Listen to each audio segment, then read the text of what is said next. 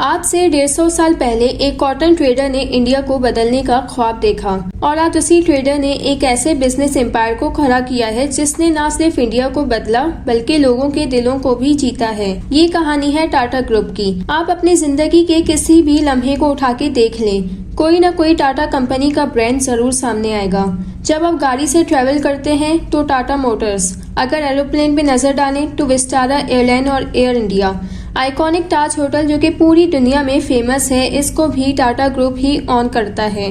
जो आप कपड़े पहनते हैं, टाटा का फैशन ब्रांड है वेस्ट साइड। पावर से लेकर स्टील तक और चाय से लेकर नमक तक हर जगह टाटा ग्रुप की कंपनीज का ही राज है। पूरे इंडिया में 100 से ज्यादा छोटी बड़ी कंपनीज हैं जो कि टाटा ग्रुप के अंदर आती हैं। लेकिन ऑब्वियसली ये एम्पायर रातों रात इतनी बड़ी नहीं हुई, इसको पूरे 200 साल का वक्त लगा है। आज हम इस वीडियो में इंडिया की सबसे पुरानी फैमिली की इंटरेस्टिंग स्टोरी के बारे में बात करेंगे, इसलिए वीडियो को एंड तक जरूर देखिएगा और चैनल को सब्सक्राइब कर दीजिएगा। 1822 में गुजरात के गांव में नुसरवांची टाटा का जन्म होता है। वो बचपन से ही बहुत रेस्टलेस और पैशनेट इंसान थे और अपनी लाइफ में कुछ बहुत बड़ा और अलग करना चाहते थे और अपने इसी ख्वाब को पूरा करने के लिए वो 20 साल की उम्र में अपनी फैमिली के साथ मुंबई चले जाते हैं और वहाँ अपना बिजनेस स्टार्ट करने की कोशिश करते हैं। कुछ टाइम बाद देखते ही देखते वो अपने कॉटन एक्सपोर्ट का बिजनेस भी स्टार्ट करते हैं और इनके बिजनेस से जो भी पैसा आता था वो इंश्योर करते थे कि अपने बेटे जमशेद टाटा के एजुकेशन पे खर्च करें। वो इस मामले में कोई कॉम्प्रोमाइज नहीं करना चाहते थे। 1858 में जब जमशेद टाटा अपनी एजुकेशन फिनिश करते हैं तो उनके फादर डिसाइड करते हैं कि उनको बिजनेस एक्सपेंशन के लिए हांगकांग भेज देना चाहिए। इसलिए जमशेद टाटा भी 20 साल की उम्र में हांगकांग जाते हैं और अपना बिजनेस स्टार्ट करते हैं। अगले 10 सालों में कई मुश्किलात के बावजूद उनका बिजनेस बहुत बड़ा बन जाता है। लेकिन जमशेद टाटा कॉटन ट्रेडिंग से सेटिस्फाइड नहीं थे, वो कॉटन को मैन्युफैक्चर करना चाहते थे। इसलिए 1877 में वो नागपुर में एक्सप्रेस मिल सेटअप करते हैं और कॉटन की मैन्युफैक्चरिंग स्टार्ट करते हैं। लेकिन मसला ये था कि फैक्ट्रीज में वर्कर अपने काम के लिए सीरियस नहीं थे। कोई दिन ऐसा नहीं था जब 100% अटेंडेंस हो। वो किसी न किसी बहाने से हफ्तों तक छुट्टी कर लेते थे और ज्यादा देर तक काम नहीं कर पाते थे। ये देखकर जमशेद टाटा ने सोचा कि ऐसा क्या किया जाए जिससे वर्कर्स मोटिवेट रहें और दिल लगा के काम करें। इसके सॉल्यूशन के लिए उन्होंने जनरल प्रोविडेंट फंड की स्कीम लॉन्च की, यानी वर्कर्स जब रिटायर्ड होंगे तो उनको पेंशन दी जाएगी। दूसरा, वर्कर्स को मेडिकल इंश्योरेंस भी प्रोवाइड किया जाएगा, यानी अगर किसी का एक्सीडेंट होता है तो उसकी सारी कॉस्ट कंपनी कवर करेगी। साथ ही फैमिली डेज और स्पोर्ट डेज जैसे इवेंट्स भी ऑर्गेनाइज किए। इन इवेंट्स में सबसे अच्छा परफॉर्म करने वाले वर्कर को सबके सामने अवार्ड दिया जाता था। इन सारी चीजों को देखकर वर्कर्स की अटेंडेंस और परफॉर्मेंस दोनों काफी इम्प्रूव हुई। 1858 में कॉटन का बिजनेस ट्रेंडिंग पे था और कॉटन गोल्ड की कीमत पे सेल होता था।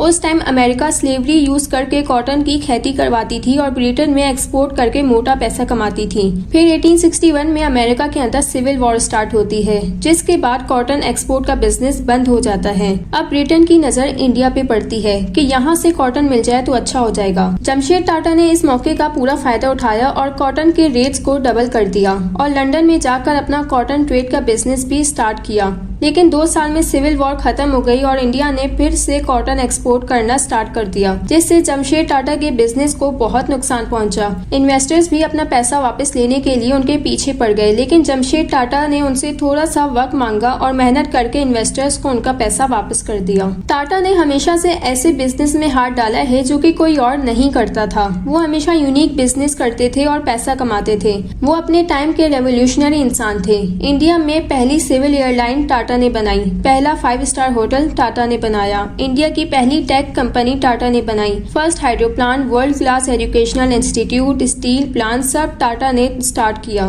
लेकिन कोई भी काम फर्स्ट टाइम स्टार्ट करना इतना आसान नहीं होता, उसके लिए आपको बेस्ट क्वालिटी प्रोडक्ट्स बनाने पड़ते हैं। बात है वर्ल्ड वॉर 2 की, जब इंडिया पे ब्रिटिश का राज था और ब्रिटिश नाजी जर्मनी के खिलाफ एलाइड पावर्स के साथ थी, तब उनको अपनी आर्मी के लिए टैंक्स की जरूरत पड़ती है। 1910 में जमशेद टाटा ने अपने स्टील की प्रोडक्शन का काम स्टार्ट कर चुके थे। जब टैंक्स की डिमांड बढ़ती है तो टाटा इंडिया का सबसे बड़ा स्टील सप्लायर बन जाता है और 5 साल में 110 तरह की वैरायटी तैयार कर ली और उनकी क्वालिटी इतनी अच्छी थी कि इवन बॉम्ब भी उनको पेनिट्रेट नहीं कर पाते थे। वर्ल्ड वॉर 2 के बाद एलाइड फोर्सेस ने ओपनली कहा कि टाटा स्टील सेव्ड अस, अगर उनकी स्टील ना होती तो हम ये लड़ाई नहीं जीत पाते।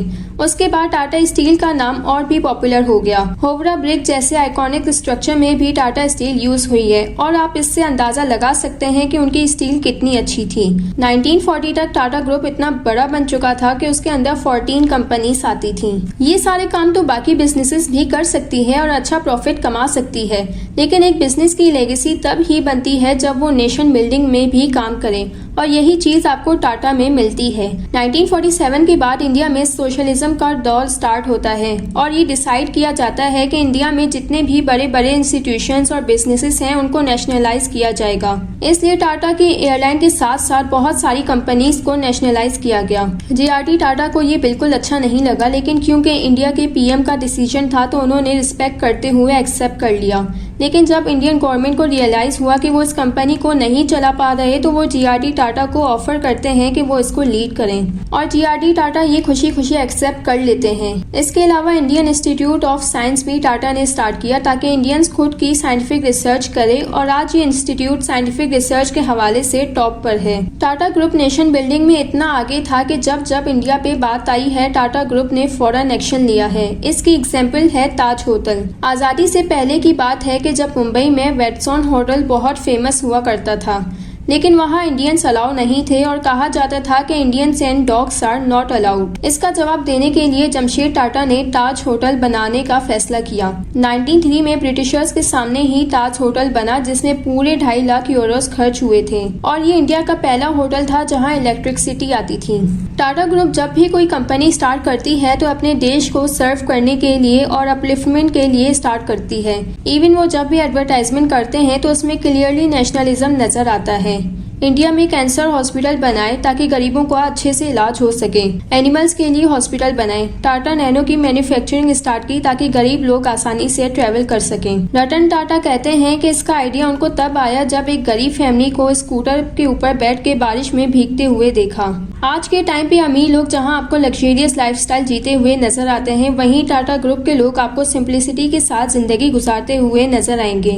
और यही वजह है कि टाटा ग्रुप सिर्फ इंडिया पे नहीं बल्कि लोगों के दिलों पे भी राज करती है और लोग उनको बहुत ज्यादा रिस्पेक्ट करते हैं। अगर आपको मेरी वीडियो पसंद आई हो तो लाइक, कमेंट और सब्सक्राइब जरूर कीजिएगा।